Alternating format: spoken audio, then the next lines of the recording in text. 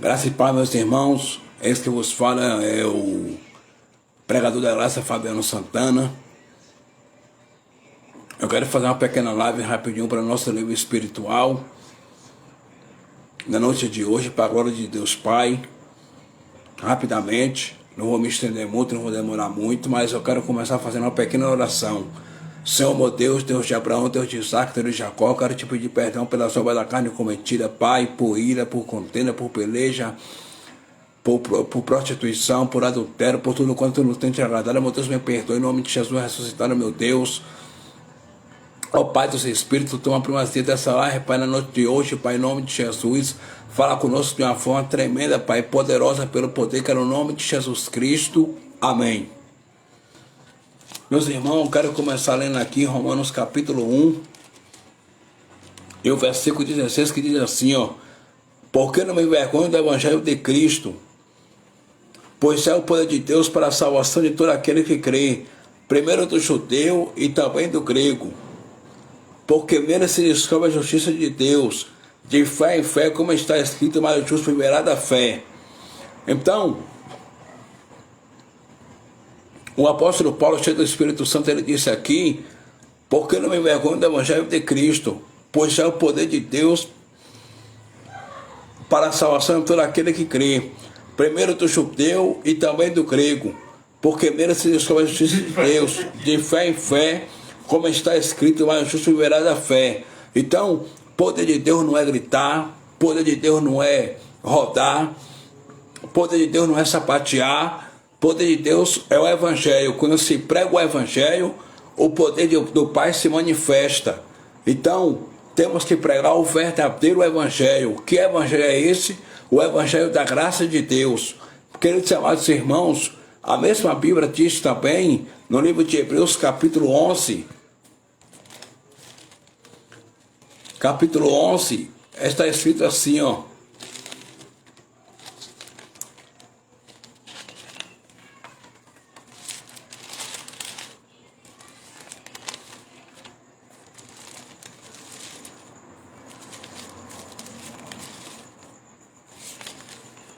Hebreus capítulo 11, está escrito assim, ó: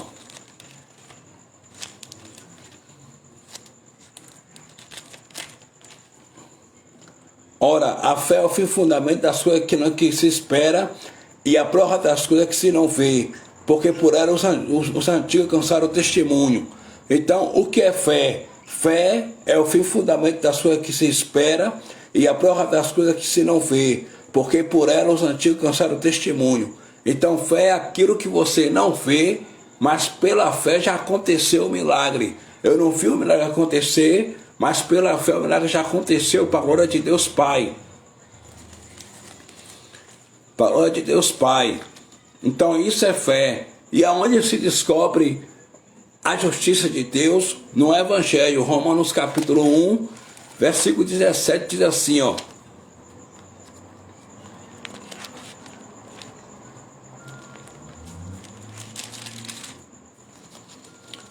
Romanos capítulo 1, versículo 17 diz assim: porque nele se descobre a justiça de Deus, de fé em fé, como está escrito, mas o justo viverá da fé. Então, no Evangelho é que se descobre a justiça de Deus.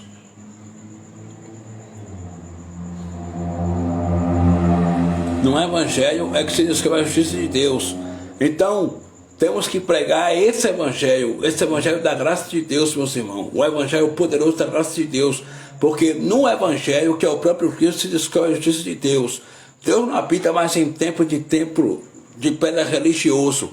Deus habita hoje dentro de nós. Em Atos capítulo 17, versículo 24, Paulo disse assim, cheio do Espírito Santo, ó. Olha o que o apóstolo Paulo disse: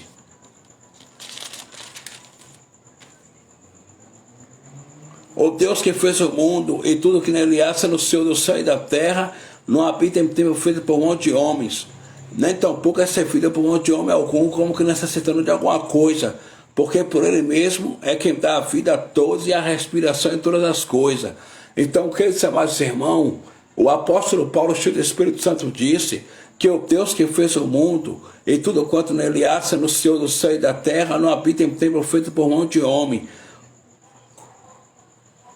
Por mão de homem, nem tampouco é servido por mão de homem algum, como que necessitando de alguma coisa.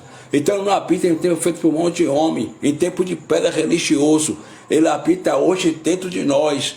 1 Coríntios capítulo 3, versículo 16, Paulo disse: mas o Espírito Santo habita em vosso corpo. Vocês são o templo do Espírito Santo e o Espírito Santo habita em vosso corpo. Em 1 Coríntios capítulo 6, versículo 19, Paulo também disse: o vosso corpo é templo do Espírito Santo e o Espírito Santo habita em vós. Então, o nosso corpo é templo do Espírito Santo, meus irmãos. O Espírito Santo habita dentro de nós. Creia nisso. Em Atos capítulo 7, versículo 48, o diácono Estevão foi morto apedrejado porque ele disse a verdade. Ele disse mesmo assim, mas o Altíssimo não habita em templo feito por mão de homem. Como disse o profeta: o céu é meu trono e a terra está de meus pés. Que casa me edificareis? Ou qual é o lugar do meu repouso? Diz o Senhor dos Exércitos. Então, ele não habita em casa de pedra, de tijolo, de cimento. Ele habita dentro de nós. Então, meus irmãos, tome posse dessa palavra. O Espírito Santo habita dentro de nós. Ele não habita em nossa carne porque nossa carne é podre. Ele habita dentro de nós, meus irmãos. Entendeu? Creia nisso. Ele habita dentro de nós. E onde se deve adorar a Deus hoje? A adoração hoje é em espírito e em verdade. João capítulo 4, versículo de número... João capítulo 4...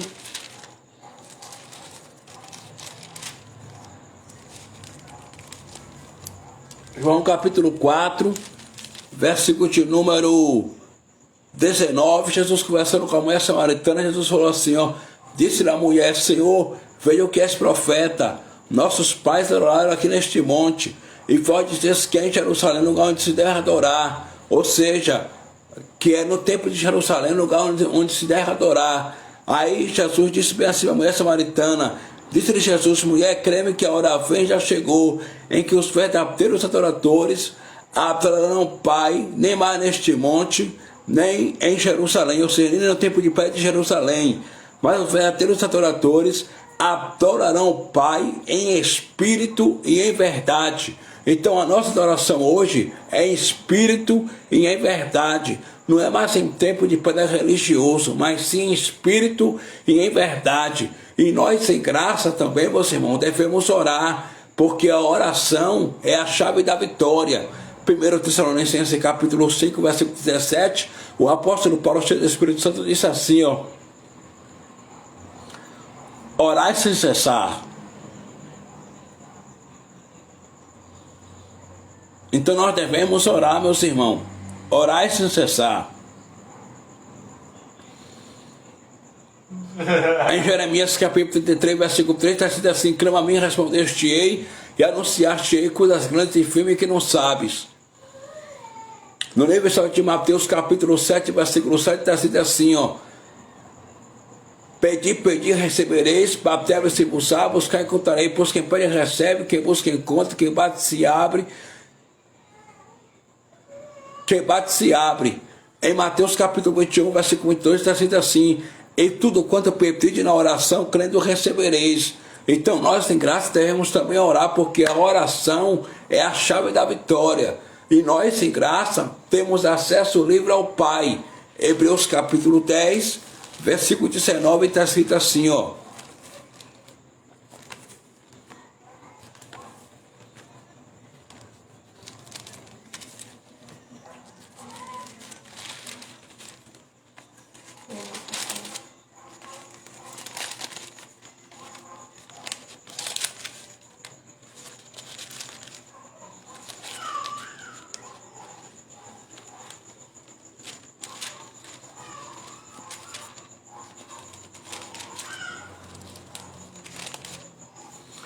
Hebreus capítulo 10, versículo 19, o apóstolo Paulo disse assim, tendo, pois, irmão, ousadia para entrar no santuário pelo sangue de Jesus, pelo novo e vivo caminho que nos consagrou pelo véu, isto é, pela sua carne. E tendo um grande sacerdote sobre a casa de Deus, chegamos com o verdadeiro coração, em termos de fé, tendo o coração purificado de má consciência e o corpo lavado com água. Então, tendo, pois, irmão, ousadia para entrar no santuário pelo sangue de Jesus, pelo novo e vivo caminho que nos consagrou pelo véu, isto é, pela sua carne. Então, queridos amados irmãos, Cristo, ele nos consagrou um novo e vivo caminho pelo véu, isso é, pelo seu sangue, pela sua carne na cruz do Calvário. Entendeu? Você não precisa de padre para falar com Deus. Você não precisa de intitulado pastor para falar com Deus. Você não precisa de homem para falar com Deus. Você já tem livre acesso ao Pai pelo sangue do Cordeiro derramado na cruz do Calvário. Você tem acesso direto ao Pai para falar com Deus, meus irmãos. Você não precisa de homem para falar com Deus, porque foi nos consagrado mais novo e vivo caminho. E nós, gentios, antigamente estávamos bem longe de Deus, mas agora nós estamos perto de Deus pelo sangue de Cristo. Efésios capítulo 2, Efésios capítulo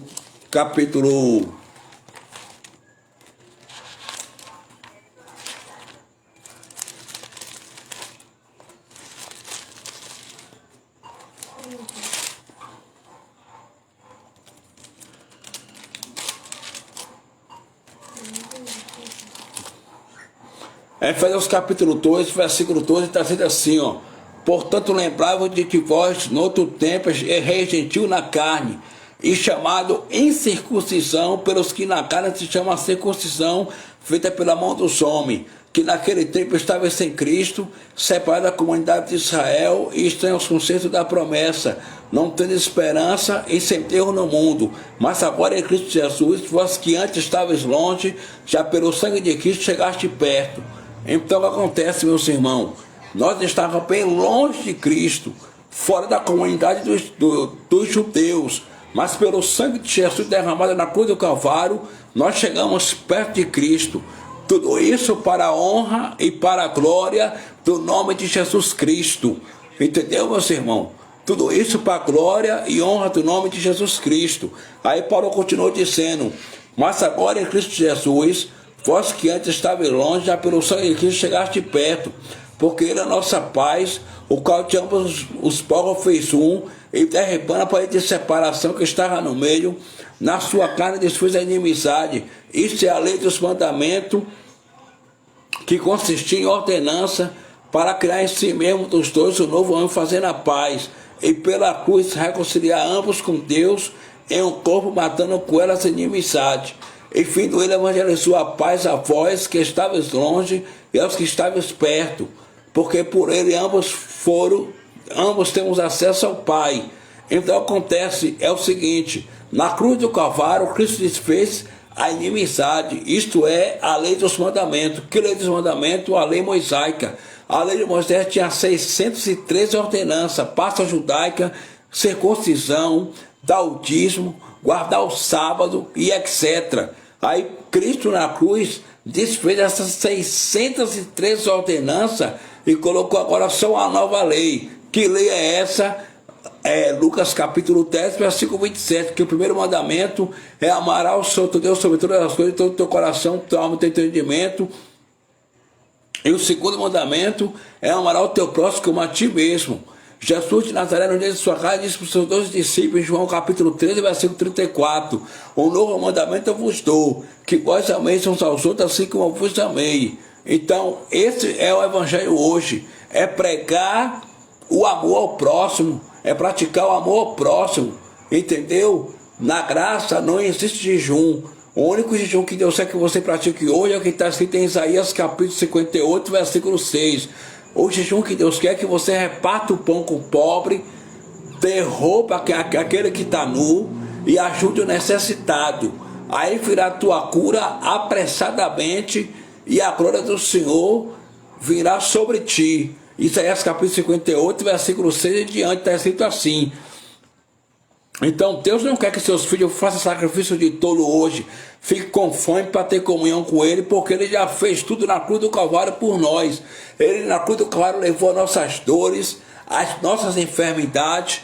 Eu creio que eu não tenho câncer, eu não tenho nenhuma enfermidade, eu estou curado em nome de Jesus, pela fé, porque este é o Evangelho. O Evangelho é poder de Deus, meus irmãos.